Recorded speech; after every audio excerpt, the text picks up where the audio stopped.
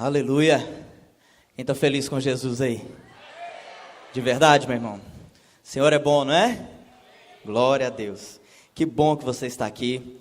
Eu creio que Deus vai fazer algo em você, em nós, nesse dia de hoje. Então, abra o seu coração mesmo, libera o Senhor, conecte nele, deixe ele ministrar no seu coração. Deixe o Senhor fluir através da sua vida, deixe o Senhor ministrar aquilo que Ele tem para você nesse tempo. Nós estamos vivendo um tempo de oportunidade de Deus. E a oportunidade de Deus, meu irmão, ela não é o hoje, ela é o agora. Sabia disso? Ela é agora. Tem coisas que você só pode viver agora. Se você não viver agora, você não vai viver de novo. Tem oportunidades que é para esse tempo chamado agora. E essa é a oportunidade que o Senhor preparou para mim e para você, chamada agora, amém? Glória a Deus. Pega a sua Bíblia aí, eu quero compartilhar algo com você, em Lucas,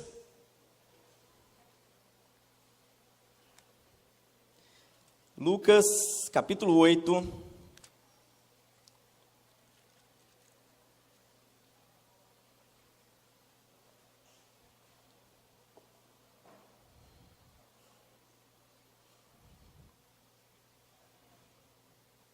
Lucas capítulo 8, a partir do verso 35. Está sendo projetado aqui também, você pode acompanhar. Olha só, diz assim: Então, saiu o povo para ver o que se passara, e foram ter com Jesus. De fato, acharam um homem de quem saíram os demônios, vestido em perfeito juízo, assentado aos pés de Jesus, e ficaram dominados de terror. E algumas pessoas que tinham presenciado os fatos contaram-lhes também como fora salvo o endemoniado. Todo o povo da circunvizinhança dos Gerazenos ou Gadarenos rogou-lhes que se retirasse deles, pois estavam possuídos de grande medo. E Jesus, tomando de novo o barco, voltou. Verso 38. O homem de quem tinha saído os demônios rogou-lhe que o deixasse estar com ele.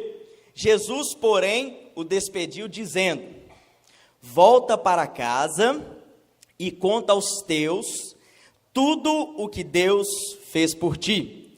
Então foi ele, anunciando por toda a cidade todas as coisas que Jesus lhes tinha feito. Só até aqui. Feche seus olhos aí, vamos orar? Vamos orar ao Senhor? Feche seus olhos, leva sua mente ao Senhor, à presença de Deus. Peça para que o Espírito ministre no seu coração nessa manhã. Peça que o Senhor fale com você aquilo que Ele tem para a sua vida, o que Ele tem já determinado para você nessa manhã. Pai, nós te louvamos, Senhor. Damos graça ao Senhor, porque o Senhor é bom.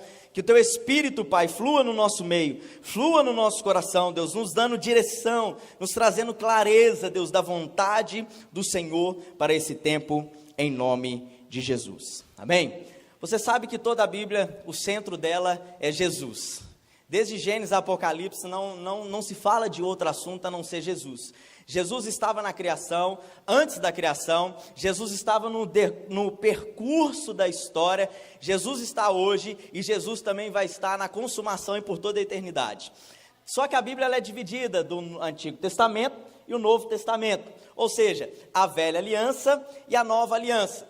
Mas quando nós olhamos para toda a Bíblia, nós vemos um cenário da vinda, da preparação de Cristo. Você pega o Antigo Testamento nada mais, nada menos é que a preparação para a vinda do Messias. Tudo que Jesus iria fazer nos evangelhos e nos dias de hoje, já estava sendo preparado. Os profetas, os homens que foram levantados, os salmos ali, tanto as leis, tudo apontava unicamente para Cristo. Tudo apontava para Jesus. E assim, essa Bíblia, esses 66 livros, nós podemos dizer que é dividido em 4 partes, que é dividido na preparação, que é o Antigo Testamento, que vem o Pentateuco, os Salmos e os Profetas. Ele é também uma segunda parte, que é os Evangelhos. Os Evangelhos é a manifestação de Cristo, foi onde Cristo veio, realizou os milagres, ensinou os discípulos, mostrou para nós como era fazer discípulo, como que era manifestar, andar no Espírito, etc, etc. Várias coisas. E eu quero chamar esse período aqui dos evangelhos também de um período transitório, porque foi o período onde que a velha aliança ainda se manifestava e a nova aliança estava entrando em ação, até que Jesus morreu na cruz, consumou toda a lei e os profetas e inaugurou um novo tempo, inaugurou a nova aliança, e por isso hoje você é justificado, meu irmão. Aleluia! Você pode dizer para o seu vizinho aí, você é justo, você é justo. E essa mentalidade da justificação, essa mentalidade que eu sou justo, que eu sou amado de Deus, meu irmão, faz parte dessa geração que vive hoje, faz parte da minha vida, da sua vida. E aí a Bíblia continua, Atos dos Apóstolos, nós podemos dizer ali que é a propagação do Evangelho, foi aonde Cristo foi propagado, que inclui as epístolas, as cartas e etc. Foi aonde o Evangelho foi propagado, onde Jesus foi anunciado, onde Jesus foi manifesto. E Apocalipse se resume na consumação. Mas quando nós olhamos para o Antigo Testamento, nós vemos ali claramente Cristo. Você vê em alguns pontos. Eu quero ler com você, por exemplo, lá em Números 21, verso 8. Olha o que diz. Disse o Senhor a Moisés, faz uma serpente abrasadora, põe-na sobre uma haste, e será que todo mordido que a mirar, viverá. Fez Moisés uma serpente de bronze, e a pôs sobre uma haste. Sendo alguém mordido por alguma serpente, se olhava para a de bronze, ele era curado, ele era sarado. Olha que interessante, esse versículo aqui já está apontando para Cristo. Por quê? Olha só, faz Moisés uma serpente abrasadora, põe-na sobre uma haste, e será que todo mordido que mirar viverá. E assim fez Moisés uma serpente de bronze e colocou no meio do deserto. O contexto aqui, o povo começou a murmurar acerca de Deus, o que Deus estava fazendo, por que Deus não fazia, que Deus tardava, por que estava demorando e etc. Então, serpentes começaram a surgir e picar o povo, e todo povo que era picado, morria. Você sabe que a serpente aponta para o diabo, aponta para o pecado. Então o povo era picado pela serpente e morria. Então Deus fala com Moisés, você vai fazer o seguinte, você vai levantar no meio do deserto uma serpente de bronze, e todos que forem picados por aquela serpente vão olhar para ela e vão ser curados. Mas por que a serpente? 2 motivos, a serpente porque era da mesma espécie. Segundo, era de bronze, porque o bronze na Bíblia aponta para a justiça própria. Então, o que Deus estava dizendo para mim e para você ali já no Antigo Testamento? Dizendo para o povo, todo aquele que pecar, ele não pode ser curado, salvo de si mesmo. Precisa alguém da mesma espécie se colocar como pecado, alguém da mesma espécie vir, morrer para que você seja salvo. Por isso era a serpente de bronze, ou seja, da mesma espécie, assim apontando para Cristo, para que nós fôssemos curados, para que nós fôssemos libertos do pecado, para que nós fôssemos justificados, era necessário alguém da mesma espécie, e assim Cristo fez por mim e por você, meu irmão. Ele veio no madeiro, morreu, e hoje nós somos justos. Em Números também, nós podemos ver em Números 13, 23, coloca aí para mim. Depois vieram até ao vale de Escol, e dali cortaram um ramo de vide, com um cacho de uvas, o qual trouxeram 2 homens numa vara, como também romãs e figos. Olha que interessante, meu irmão. Qual que é a imagem que você tem de 2 homens carregando um cacho de uva? A Bíblia fala que era tão grande esse cacho, que foi necessário 2 homens. É como se tivesse eu aqui, um outro atrás carregando esse cacho. Ali também estava apontando para Cristo. Como que foi na cruz, meu irmão?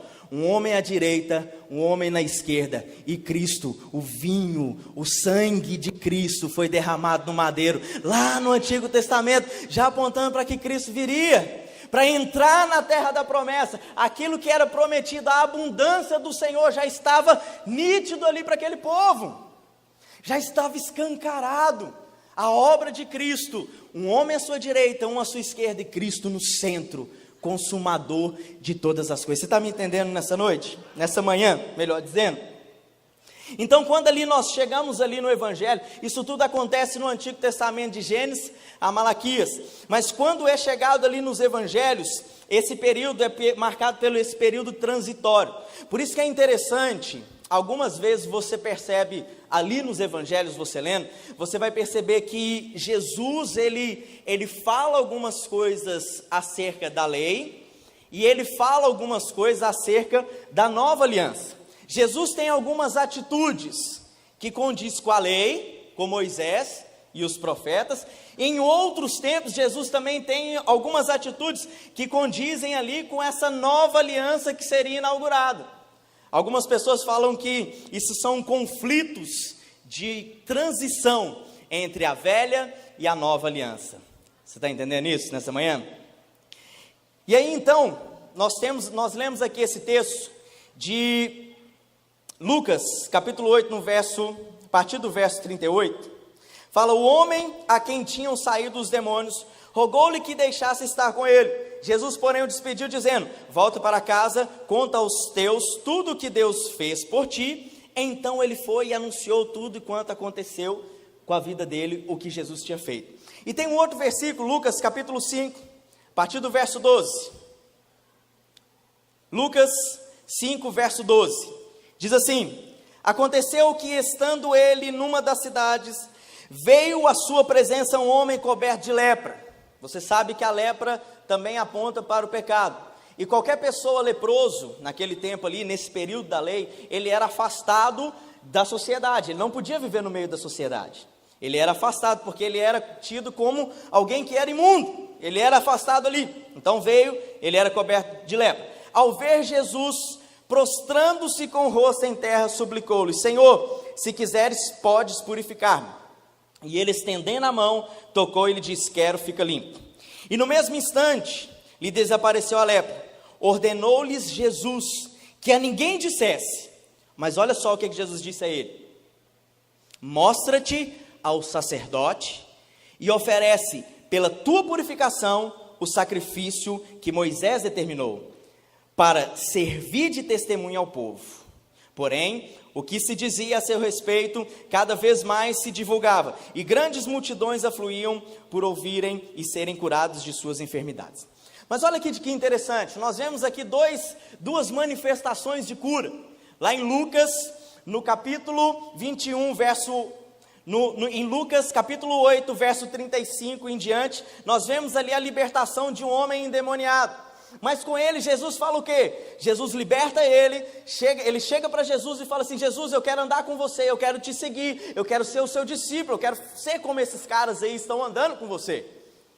E aí Jesus fala com ele, fala assim: não, você vai fazer o seguinte, você vai voltar para sua casa e vai mostrar para eles o que eu fiz com você. E a Bíblia diz que assim ele fez, ele voltou e começou a anunciar em todas as cidades. Ali Decápolis é um conjunto de 10 cidades, ele pregou para as 10 cidades, ele saiu espalhando o Evangelho.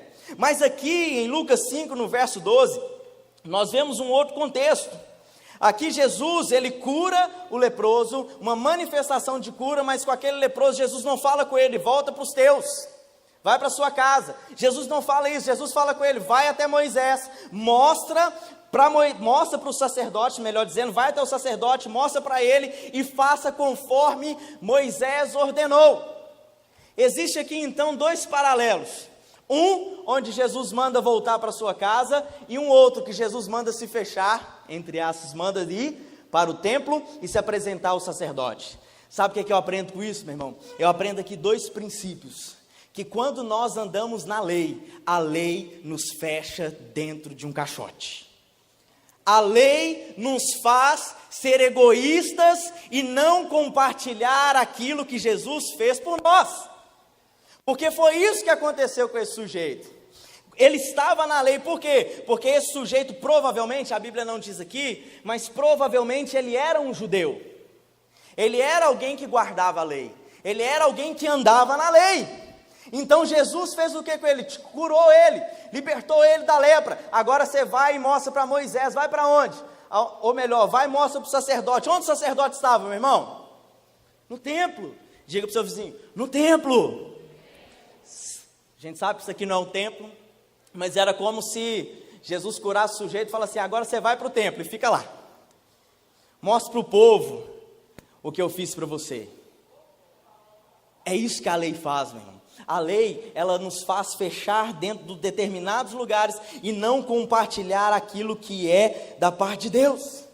Mas repare no segundo, no endemoniado gadareno. O que a Bíblia diz que ele fez? Vou ler de novo aqui, verso 8, capítulo 8, no verso 38. O homem de quem tinham saído os demônios rogou-lhe que o deixasse estar com ele. Falou: Senhor Jesus, você fez para mim, agora eu quero estar com você. Eu quero ficar com você. Quem não queria, meu irmão? Fala sério. Se você estivesse vivendo naquele tempo dos evangelhos lá, você não queria estar com Jesus. Jesus te curou. A mesma forma que ele fez com o gadareno, ele fez comigo e fez com você. Ele te libertou. Quem não queria ficar ali, ver Jesus, comer com Jesus o tempo todo, não é verdade? Mas qual que foi a ordem de Jesus para ele? A Bíblia fala que ele rogou. Essa expressão rogar. Quem tem filho aqui? Levanta sua mão. Seu filho já fez pirraça com você? Ou só as minhas que fazem? Faz até hoje, pastor? Sabe quando o filho faz pirraça e começa a rolar no chão? Se espernear e bater e tá. Essa expressão rogou-lhe é essa mesma expressão de se rolar no chão, de se espernear, suplicar, implorar, puxar na perna. Eu acredito que aquele homem chegou para Jesus, começou a puxar o manto de Jesus: pelo amor de Deus, deixa eu ir com você. Me leva para esse lugar. Para onde você vai? Me leva junto. E aí Jesus falou com ele assim: não, você não vai. Por quê? Porque eu tenho um outro encargo para você. Jesus disse a ele então, verso 39, volta para casa e conta aos teus tudo o que Deus fez por ti. Então foi ele anunciando por todas as cidades todas as coisas que Jesus tinha feito por ele. Uau, isso é incrível, meu irmão. Isso é incrível, porque é isso que a graça faz com nós. É isso que a graça faz comigo e com você. A graça, ela nos cura, nos liberta, nos prospera, faz da gente algo bom que era completamente ruim, mas não é para viver fechado dentro de um lugar. A graça faz isso com a gente, para ir até o mundo, anunciar o que Cristo fez com a gente. É isso que ela faz comigo e com você. A graça, meu irmão, ela é como um método de atualização. A graça, ela é capaz de atualizar a nossa mente, atualizar o nosso coração, para viver o que Cristo tem para nós. Então nesses dois textos nós percebemos isso, que existem duas formas de Jesus tratar essas duas situações. Com um ele diz o quê? Faça conforme ordena a lei, vá para o templo. A lei, Jesus não falou que foi ele que ordenou ficar dentro do templo. Ele falou: faça conforme a lei. Ele não falou: faça conforme eu te digo. Faça conforme a lei. Você entende isso? Faça conforme a lei. Vai para o templo, se fecha lá, faça o que precisa fazer, faça todos os rituais. Mas com o outro, Jesus, ele fala o contrário. Ele fala: volta para o seu e anuncia o que eu fiz a você. Com aquele endemoniado, Jesus não falou com ele: faça conforme a lei. Jesus fala com ele: vai e faça com aquele povo, fala para aquele povo o que eu te fiz. É uma ordem direta da parte de Jesus. Jesus está falando com ele: vai e anuncia o que eu te fiz. Só que aqui não para, é algo muito tremendo, meu irmão, que não para aqui. E aí o contexto desse Lucas capítulo 8, Jesus, ele pega os seus discípulos e atravessa, volta para o outro lado, e ali Jesus começa a fazer um tour com os discípulos, a caminhar com os discípulos, para ensinar os discípulos como é fluir na lei, fluir na graça, fluir no evangelho. E aí então, se você continuar lendo ali Lucas capítulo 8 e capítulo 9, você vai ver algumas cenas ali. Jesus cura primeiro aquele gadareno, aquele endemoniado. Depois aparece um homem chamado Jairo e suplica a Jesus que curasse a filha dele que estava enferma. Mas aí no meio do caminho aparece uma mulher, a mulher do fluxo de sangue, e interrompe o processo. Jesus para, cura aquela mulher, só que ele continua. Jesus, ele vai então até a casa de Jairo. E aí eu quero ler mais um texto aqui com você, para você entender o raciocínio. Lucas capítulo 8, verso 51.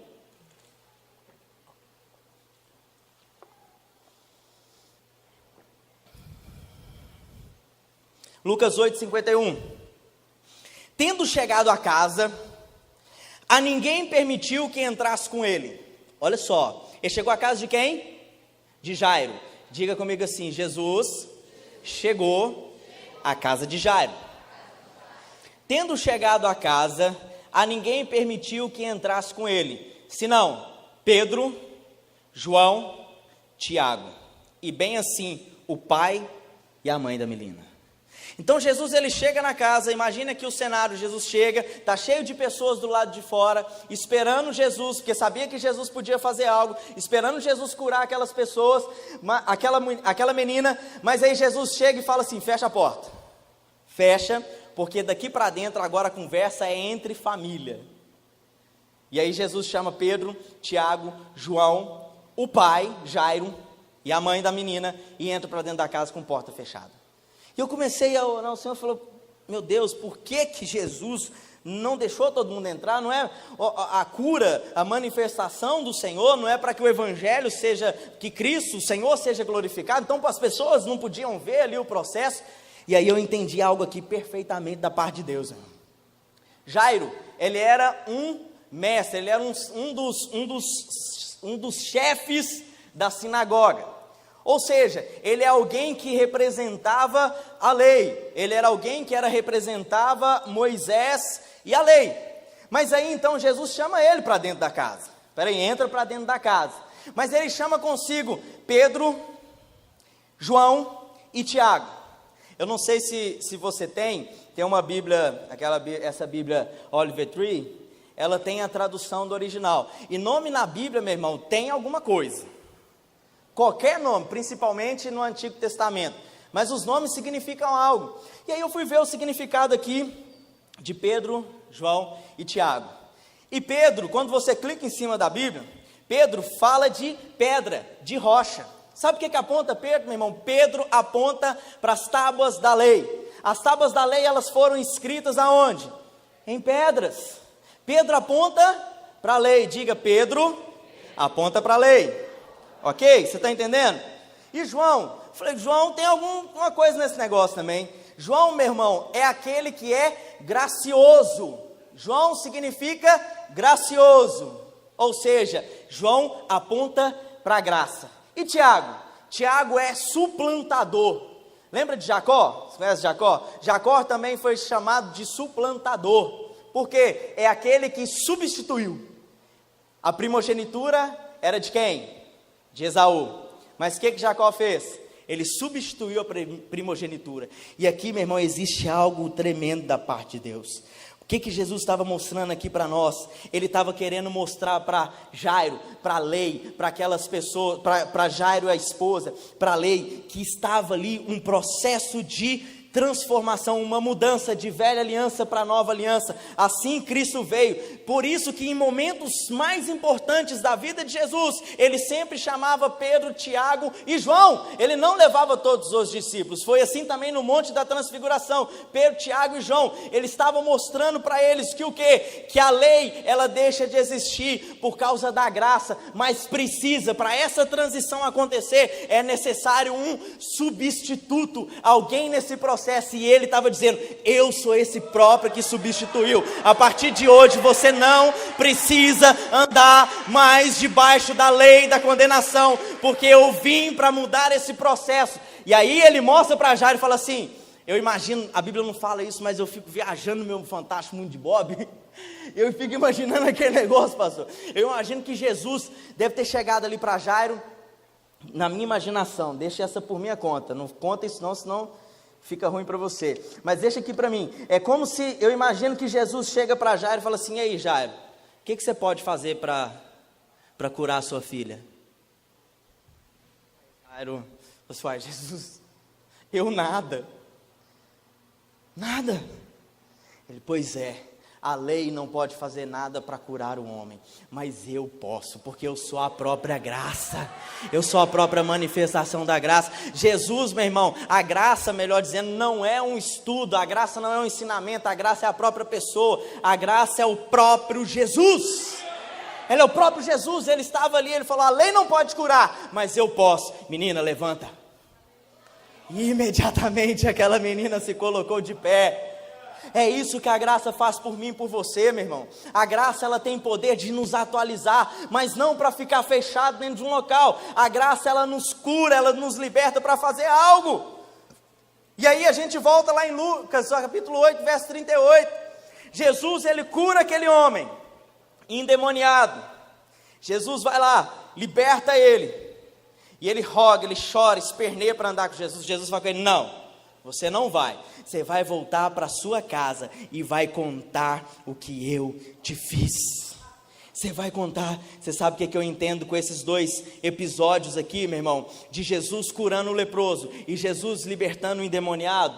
Eu entendo que Jesus, ele, meu irmão, é a verdadeira graça. Aqui existe dois processos. O que a lei faz? A lei faz com o homem, faz o homem se fechar em quatro paredes.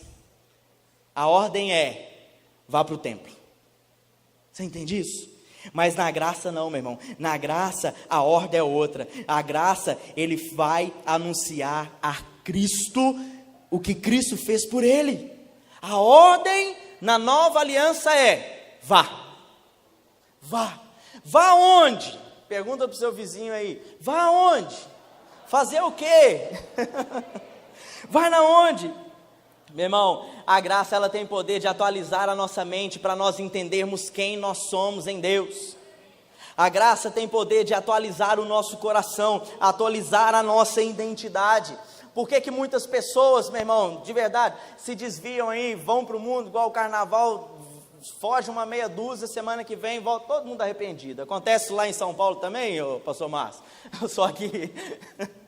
Volta todo mundo arrependido. Mas por quê? Porque não entendeu quem ele é. Se ele entender a graça, ele vai entender que ele foi atualizado da parte de Deus. E isso vai lhe dar a ele uma graça. Uma graça para quê? Uma graça para viver neste mundo.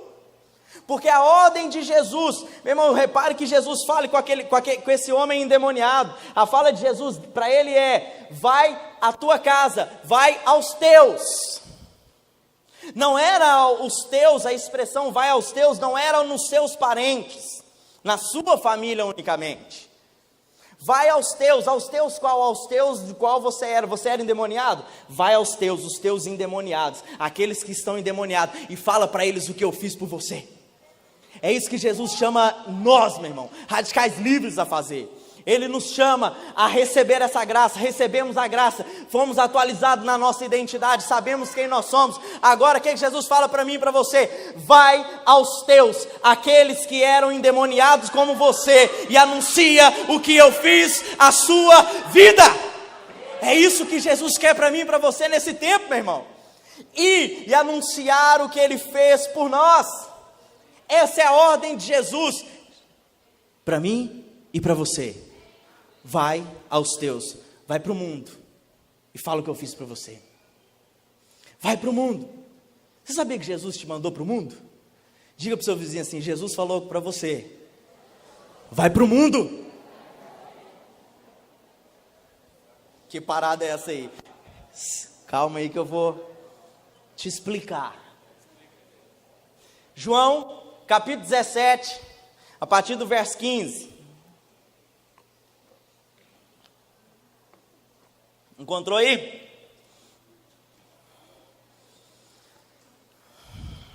Do verso 15 ao 20. Olha só.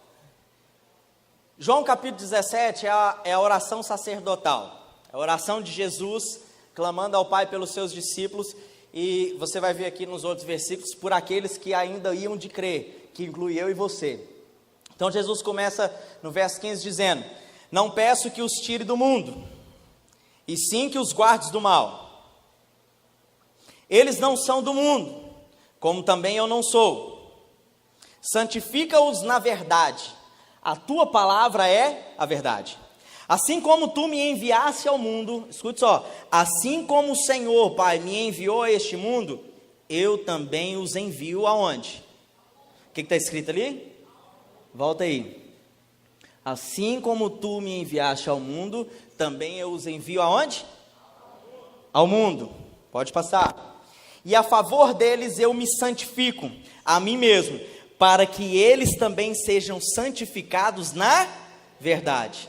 Não rogo somente por estes, mas também por aqueles que vierem a crer em mim, por intermédio da sua palavra. Então repare só aqui em João 17, de 15 ao 20, Jesus está falando acerca dos seus discípulos e daqueles que iam de crer. Quem creu em Jesus? Então está falando de mim e de você. Mas Jesus está falando primeiramente dos seus discípulos. Senhor, assim como o Senhor me enviou ao mundo, eu também os envio. Envio os discípulos ao mundo. E Ele também envia quem? A mim e a você. Então nós fomos enviados a esse mundo. Mas preste atenção.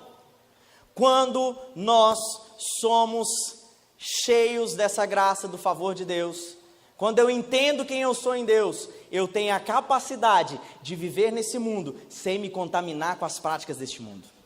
Então Jesus, quando a graça alcança aquele endemoniado, por que aquele endemoniado não voltou a ser endemoniado? A Bíblia não fala que ele voltou a ser endemoniado. Fala? Não fala. Por que não fala? Porque ele conheceu a graça, ele conheceu o próprio Jesus. Quem conhece a revelação, é cheio o coração com a graça do favor de Deus, ele vive plenamente na sua identidade, na identidade que Cristo é. Ele tem a capacidade de se envolver no mundo, mas não praticar as coisas que esse mundo pratica. É isso que a graça faz com a gente. A graça, meu irmão, ela não dá liberdade para pecar de maneira nenhuma. Você sabe mais do que isso, você sabe demais. Na graça o pecado perde a graça, não tem como. É como um morador de rua. É como se você pegasse ali um morador de rua, todo sujo, cabelo grande, barba grande, aquele negócio todo, e etc. Você leva para dentro da sua casa. Você limpa ele, você corta o cabelo, você dá vestes novas, você deixa ele lá dentro da sua casa. E aí no outro dia você precisa sair para trabalhar cedo, amorinho. Aí você fala com ele assim, olha, você pode ficar aqui. É tudo seu, você pode desfrutar de tudo. E aí você sai para trabalhar. Quando você volta, a casa está toda arrumada em ordem. Mas aí você vira para ele e fala assim, mas eu não pedi para você fazer nada disso. Ele falou, mas eu não consegui fazer outra coisa, sabe por quê? Porque eu fui tão constrangido com o seu amor, o amor pelo que você fez na minha vida, que a única coisa que eu pude fazer é manter a casa limpa. Você está entendendo isso, meu irmão? A graça de Deus, o amor de Deus te alcançou. E a única coisa que nós podemos fazer, meu irmão, é manter a casa limpa, é manter-se purificado, é manter-se em santidade. Não precisa de ninguém. Hebreus capítulo 8 vai dizer agora, na lei do Espírito, não precisa mais ninguém te ensinar o que você precisa ou não fazer. Por quê? Porque você tem o Espírito dentro de você, e o Espírito vai te ensinar acerca de todas as coisas. É isso que o Espírito está dizendo. Ele vai te direcionar no caminho. É Cristo. São as leis do Espírito. Eu não preciso colocar aqui, você não pode pecar, você não pode ficar fazendo isso, você não pode ter relação, você não pode ver pornografia, você não pode fazer nada disso. Eu não preciso falar isso para você, porque você já tem o Espírito dentro de você, e o Espírito te revelará acerca de todas as coisas. Então a graça, meu irmão, quando ela me alcança, ela me dá a arte de andar nesse mundo sem se contaminar com ele. Que essa graça, meu irmão, essa graça, repare só, meu irmão, quando nós nos fechamos dentro do nosso relacionamento crente, nós perdemos a influência. Eu sempre pergunto nos cultos nossos cultos radicais livres lá, todo sábado às 19 horas, se é nosso convidado, fica lá, pode vir, vai ser power tremendo, Deus tem movido todo tempo lá, meu irmão. Eu sempre falo com os irmãos aqui, a última festa que você foi, vou fazer essa pergunta para você, não precisa de responder. Você já viu que crente tem uma capacidade de atrair outro crente? É ou não é? Quando você vai numa festa de parente lá, todo mundo bebendo, um casamento, aquele negócio todo, você vai olhar, sempre vai ter no cantinho a mesa dos crentes sentados ao redor ali. Tem ou não tem? E é incrível, um crente vê o outro de longe. Ele chega, e já vai direto lá no lugar. Acontece isso com você? Não precisa levantar sua mão, não. Acontece, não acontece? Pois é, mas entenda uma coisa, meu irmão. Jesus cura aquele gadareno e fala para ele ir aos teus, ele ir ao mundo. Aqui em João 17, Jesus fala também para ele ir ao mundo. Ele não está falando para ele praticar as coisas que o mundo pratica. Ele está falando para ir ao mundo e fazer o quê? Anunciar o que Cristo fez com ele. Simples. Não dê espaço para achar que Jesus te enviou ao mundo, que enviou você ao mundo, que você pode praticar as coisas deste mundo, de maneira nenhuma. Jesus nos enviou ao mundo para influenciar este mundo. Jesus, em Mateus capítulo 5, a partir do verso 11, Jesus vai falar sobre o sal e a luz. Ele fala: vós sois o sal da terra. O sal, uma das características do sal, meu irmão, é trazer influência. É ou não é? Você já colocou muito sal no feijão? Depois você consegue comer? Não consegue. O sal, ele tem poder de influenciar. Você coloca sal, ele muda o sabor, ele influencia. Se você colocar muito sal no feijão, ele perde, ele estraga, não tem condição nenhuma de você comer aquele alimento. Você pode colocar mais água, mais feijão, que o negócio fica ruim, não dá certo. Mas quem já comeu chuchu com carne moída? Você gosta de chuchu com carne moída? É uma delícia, não é? É ou não é? É. Mas você sabe por que o chuchu com carne moída é gostoso? Porque ele tem gosto de carne moída. Coloca chuchu com macarrão, vai ter gosto de macarrão.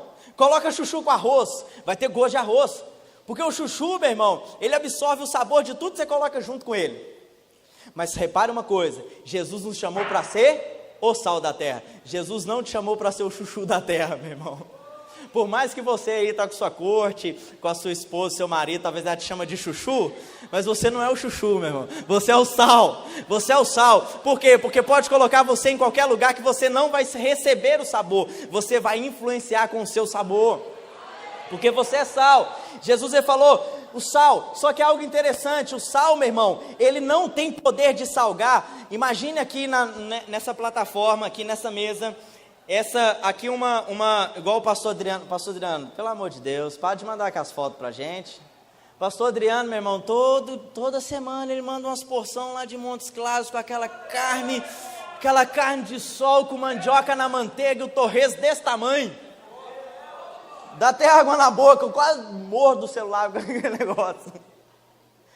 Mas é interessante que na maior parte das vezes a comida ela vem sem sal. Por exemplo, a batata frita ela vem sem sal. Você precisa fazer o quê? Colocar o sal. Imagine que isso aqui é o saleiro e você pega o saleiro e coloca o sal. Alguém já teve a ideia de pegar o saleiro e colocar em cima da porção e falar assim: saleiro, salgue a batata?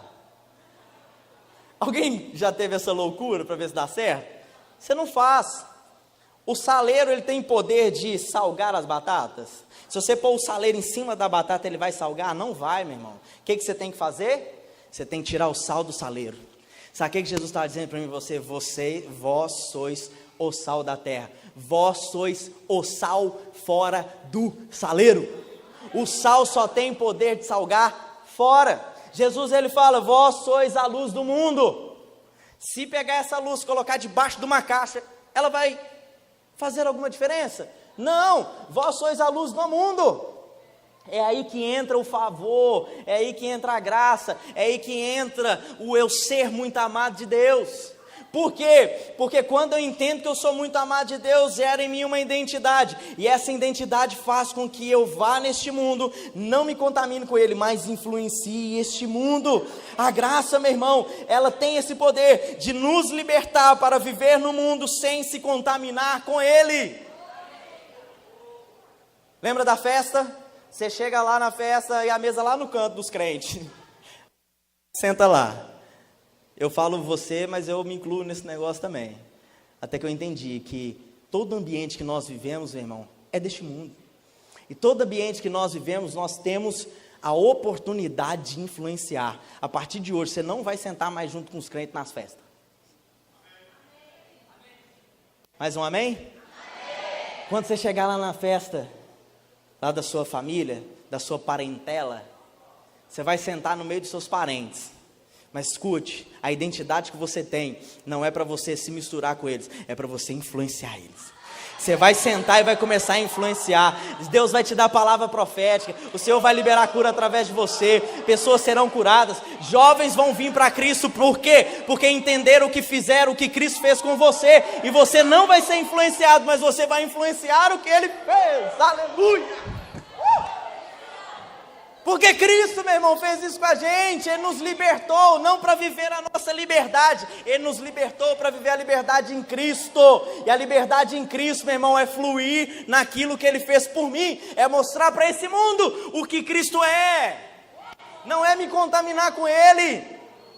Uma mente, meu irmão, atualizada pela graça, entende que é tão amado a ponto de viver no mundo e não se contaminar com este mundo. A ordem de Jesus em Mateus 28 foi: ide e fazei discípulos. A ordem de Jesus não foi fiquem, foi ide, vai. Olha só, quando a igreja começa, a igreja é inaugurada lá em Atos capítulo 2, os discípulos se reúnem e falam assim: olha, nós vamos nos dedicar à palavra e oração, vamos ficar em Jerusalém, dedicando a palavra e a oração. E aí eles ficam em Jerusalém e se dedicam à palavra e a oração. Só que essa não era a ordem de Jesus. A ordem de Jesus para os discípulos foi: ide e fazei discípulo. Esperem em Jerusalém, até que do alto sejais revestidos de poder, e vocês serão as minhas testemunhas em Jerusalém, Judeia, Samaria e até os confins da terra. A ordem de Jesus foi: esperem em Jerusalém até que do alto sejais revestidos de poder. Depois que ser cheio de poder, vocês vão. Mas os discípulos entenderam errado. Cheio do Espírito, agora não. Nós vamos ficar aqui, em Jerusalém, orando, cuidando. Está errado não, de maneira nenhuma. Mas a ordem de Jesus não foi essa. A ordem de Jesus vai. E aí então o que acontece? Jesus arquiteta então uma grande perseguição. O povo começa a ser perseguido. E a única forma de sair dali era como? Perseguição. Se é perseguido, ele não podia ficar, e ele sai. E a Bíblia fala: e por onde eles passavam, eles anunciavam o que Cristo fez com eles. Repare que toda a Bíblia, a ordem de Jesus é: vai. A ordem de Jesus nunca foi fique, e é essa a ordem para esse tempo, meu irmão. Eu creio que Jesus está levantando nesse tempo, nós como radicais livres, não só nós, mas uma geração de jovens que entende a graça de Deus, entende o que Cristo fez com ele, anda por esse mundo, mas não se contamina com ele, anda nesse mundo para dizer o que Cristo fez por ele. Cristo fez por você, meu irmão, para manifestar esse amor. Eu creio que o Senhor vai te levantar, meu irmão, aonde você está, na sua cidade, no seu bairro, na sua escola, na faculdade, no trabalho, qualquer lugar que você estiver inserido, para você influenciar pessoas. O Senhor vai te levantar nas esferas da sociedade, para ser influência neste mundo. O Senhor vai te colocar, meu irmão, dentro de lugares de influência. O Senhor vai abrir portas na sua vida, vai te colocar em lugares de tanta influência, que você vai poder falar que foi Cristo que fez por você, e você vai levantar a bandeira de Cristo no meio da sociedade. Cristo quer fazer isso por você, Cristo quer fazer isso com você, Cristo quer fazer isso com você, Cristo quer te espalhar por esse mundo, meu irmão. A ordem de Jesus foi: Pai, guarda-os neste mundo, das tentações deste mundo, que eles não pequem neste mundo, não vivam as práticas desse mundo. Mas a minha ordem para eles, Senhor, assim como o Senhor me enviou para o mundo, eu os envio para o mundo, eu envio para pessoas que não me conhecem, para serem transformadas pelo Senhor. Você entende isso nessa tarde, nessa manhã, meu irmão? A graça, ela nos atualiza para expressar o amor de Cristo nesse mundo. Foi isso que Cristo fez. Volta aqui. Com aquele gadareno. Foi isso que Cristo fez comigo, com você. E é isso que Cristo quer fazer nesse tempo, meu irmão. O Senhor, Ele quer te enviar neste mundo com a palavra da graça, com o amor de Cristo. Você não vai chegar para as pessoas e falar assim: você precisa mudar de vida. Você só vai chegar para elas e falar assim: você é muito amado, né? Jesus, Ele te ama tanto que Ele morreu na cruz por você. Sabe o que aquela pessoa vai fazer? Minha irmã vai falar assim: como assim? Eu? Você é muito amado. Vem cá, deixa eu mostrar para você o que Cristo fez. E meu irmão, essa pessoa vai ser tocada pelo Senhor. não porque existe um conjunto de regras. Não é essa mensagem que Cristo tem para nós. Não é. A mensagem que Cristo tem para nós é dizer para este mundo que esse mundo é amado, que o Senhor ama as pessoas, não porque elas fazem alguma coisa. Jesus ama cada um do jeito que Ele é. Nós não vamos chegar para as pessoas e dizer, homossexual, você precisa mudar suas práticas. Não, nós te amamos, vem para cá, eu te amo. As práticas é responsabilidade de Jesus. Jesus vai fazer, Jesus vai convencer. E o que Jesus achar que precisa convencer, Jesus vai convencer e vai mudar. Não é pela palavra da lei, mas é pela palavra da graça. É porque Ele foi amado. E quem é amado, meu irmão, não consegue viver. Ele é tão constrangido com o amor que ele não consegue viver na prática do pecado. Porque ele é muito amado de Deus. Você é muito amado, meu irmão. Você é muito amado. O Senhor encheu o seu coração de amor. Fica de pé no seu lugar, eu quero orar com você, meu irmão. Nós fomos tão constrangidos com o amor de Deus que não tem como viver outra coisa a não ser no amor. Não tem como viver outra coisa a não ser se desfrutar desse amor. Escute só, assim como Jesus fez com aquele gadareno, Ele fez com você. Ele te lavou, Ele te curou, te purificou, te libertou. Mas não é para você viver um evangelho egoísta. Jesus te chamou